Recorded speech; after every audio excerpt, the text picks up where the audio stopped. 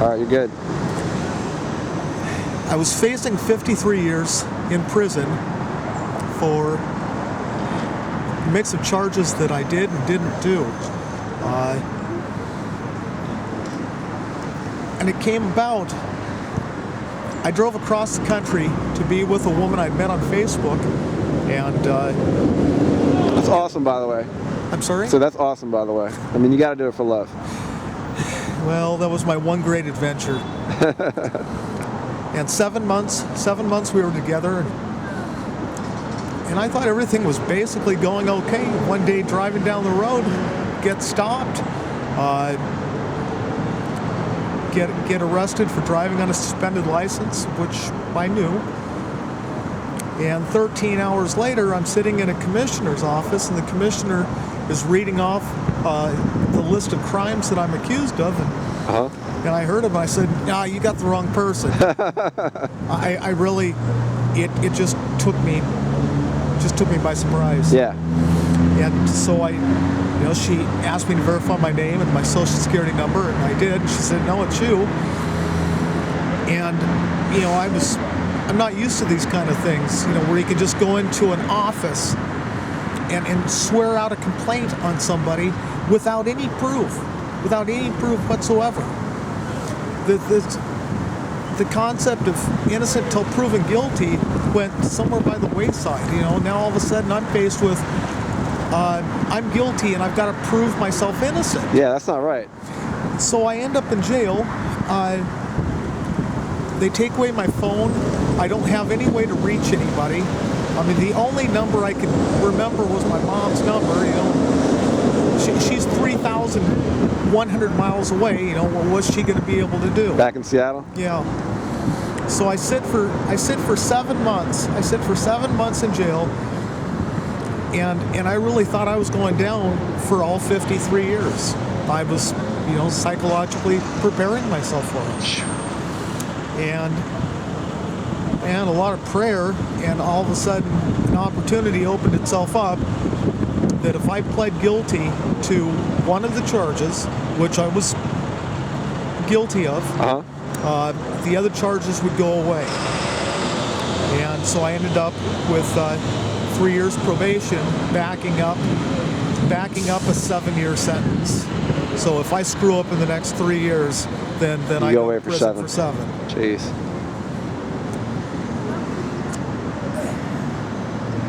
And the whole, I left everything in Seattle. I left everything I had. I mean, got rid of everything I had except what I could carry in my pickup truck. Absolutely, yeah. So what I have in my pickup truck is everything I own in the world. Well, once I got arrested and end up in jail, the love of my life went and disappeared, and so did all my stuff. So I come out of jail. I don't even have my Social Security card. I don't have anything except that the clothes that they arrested me in.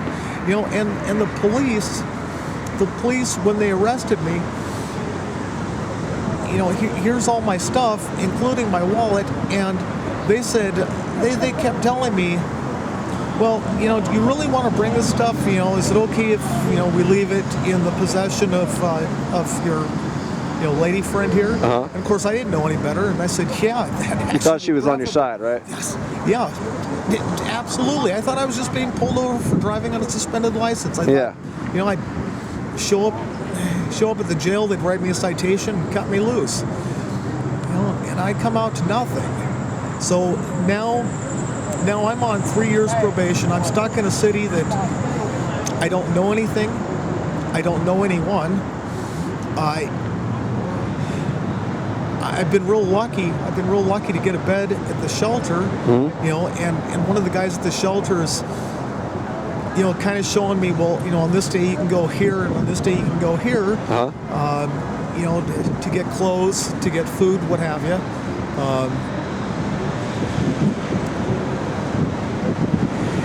Put in for a transfer with my probation officer, so that I can get back home. Where at least I stand a chance of being able to rebuild my life, because I don't really see the possibility here. So you have zero resources here, but at home you said you have family, right? Yeah. So Yeah. tell me a little about your family at home. What could they do to be helping you right now? How could you be helping them? It's a bureaucracy waiting game. There's my mom and my brother, and they're both willing to chip in and buy me some sort of ticket to get home. To get you home. Train, automobile, whatever it is, to get me home. My brother owns his own business, so he can put me to work. That's good.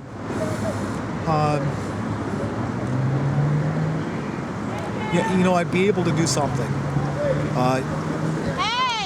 But here, it's simply a matter of waiting. I've got to get my Social Security card. I've got to get, they said my birth certificate. I'm going to try for my ID.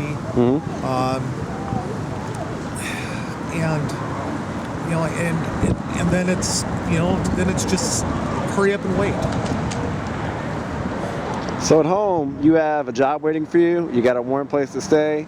You've got, guaranteed meals every single day. You have the basic human needs that, every person on this earth, it should be the right, the right to having your needs met should be just, your God-given right. It's not something you just take for granted. So you have all that waiting for you, and instead, you're basically stuck here in Baltimore City and just trying to survive, right? Trying to survive, and I'm scared. I'm scared every single day. I was locked up for 7 months based on the grounds of something I didn't do. And they never even proved that you did it, right? No. They accused you of it and didn't even try to prove it was true. No, and that's where it really started getting ridiculous. Not only just the allegation was enough to get me locked up, but even for my bail and bail review, I wasn't allowed to argue that all this material that was written down was crap. I mean, show me a thread of proof, anything to justify what it is you're trying to do to me. So for example, some woman could just basically write a one-page essay saying that I will say raped her or something like that. Yeah. And it could be totally not true, but they would still come and lock me up and throw away the key. Oh yeah. And then that would just be it. And even if it never ever turned out to be true. Oh yeah. And it doesn't even have to be that harsh. You can have somebody say that you threatened to burn down a place, that you threatened to hurt somebody. You don't even have to put your hands on them. All you have to do is you threatened to put your hands on them, and they'll come and lock you up. That's messed up. And then it's up to you to figure out how to defend yourself from the allegation to get out of the mess. It's not up to them to prove you did it. It's up to you to prove you didn't do it. Yeah, I'm pretty sure we're innocent until proven guilty in this country, like you said. That's the way it's supposed to be. Yeah, that's what our Constitution says. That is extremely frustrating. Yeah. And then the right to a speedy trial.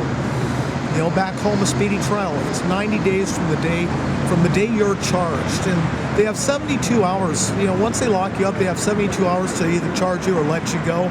And then depending on the crime, if they let you go, they have a year maybe, to charge you, what have you. But once they charge you, they have 90 days to bring you to trial. Here they have 180 days from the day you're arraigned. And arraignment is, when you put in your first plea of guilty, not guilty. And it can take, it took them 2.5 months to arraign me. So I was looking at 2.5 months that it took them to arraign me, and then another 6 months for them to bring me to trial. So that's 8.5 months, and there's no guarantee that I would even go to trial in that 8.5 months, because then it's quirky little things like, do we have a courtroom available? So I could end up waiting another 3 months. There was one guy in there. He was in jail for a year and a half before they brought him to trial. Jeez. And I said, you must have signed something at some point, waiving your rights to a speedy trial. I mean, you must have. Yeah. A year and a half is ridiculous. Yeah. No, I never signed anything. So, I mean, you weren't even convicted of anything, and you spent 8 months in jail, right? 7. 7. Yeah. It was 7 months before you said, okay, I'll plead guilty to that one thing, driving on a suspended license. No, actually, it was another charge I pled. All right, well, whatever the charge was. Yeah. It doesn't really matter what it was. Yeah. So for 7 months, before anyone in the court of law decided you had actually done anything for a fact, you spent 7 months in jail. Yeah. That's messed up.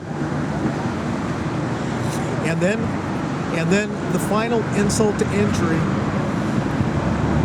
when they cut me loose, I was wearing my socks, some jail shoes, my jeans, a t-shirt. That was it. I had no money, no idea where to go, no nothing. I mean, I didn't even have a list of shelters or anything. Mm-hmm. I just kind of wandered aimlessly around for a few hours before street people started, noticing that I'm wandering around a lot and said, have you tried going down to, this shelter here? So people, you said street people, you said people, what do you mean? Yeah, people out on the streets. That's sufficient, because I mean, what I'm thinking is that doesn't make sense. I mean, these are people who are living on the streets. They don't have a lot of resources, and yet they were the ones that turn around to help you. I mean, don't we have a city government here? I mean, with, the people pay taxes into and stuff like that. I mean, why did it have to be that, these were the people that decided that they were going to help you, Why can't the people, who actually have access to lots of resources be the people to do the help? I've got a suspicion. And my suspicion is because there's more money in not helping the people. I think you're right.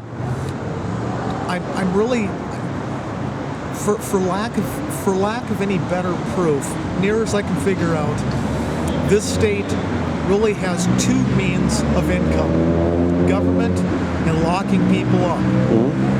If you're not in the government, then it's only a matter of time before you get locked up. Mm-hmm. I'm beginning to believe that locking people up is big business here, and everything is kind of, it almost sounds paranoid, but it almost seems like everything is designed to kind of push you in the direction where you end up getting locked up. Yeah.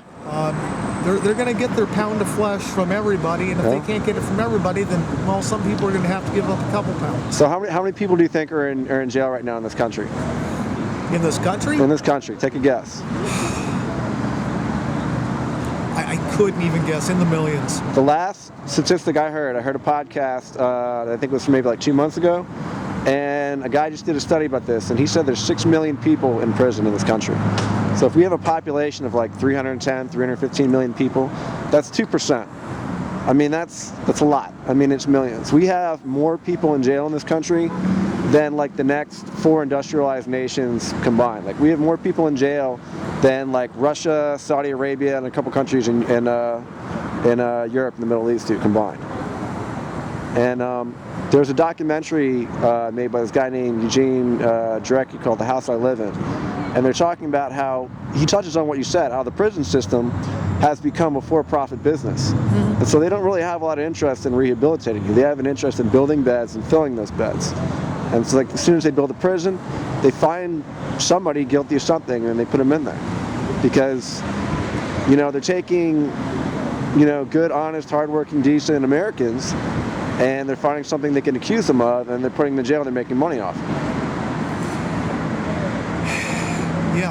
Yeah. And I was one of those people. I mean, I hadn't lived a squeaky clean life, but it had been 30 years since I was in any real trouble. Mm-hmm. I mean, I was still a teenager, and I wasn't looking to get involved in any real trouble now. I mean, I'm kind of too old for that. Mm-hmm. I'll be happy. There's a few sites I'd still like to see in the state. Mm-hmm. I'd like to see Edgar Allan Poe's grave. I'd like to see where the Star Spangled Banner was composed. But other than that, I'll be real happy to get the hell out of the state, and I never want to come back. I don't blame you, my friend. I don't blame you. Awesome. Anything else you'd like to share? No. That's pretty epic. All right, I'm gonna turn it off now.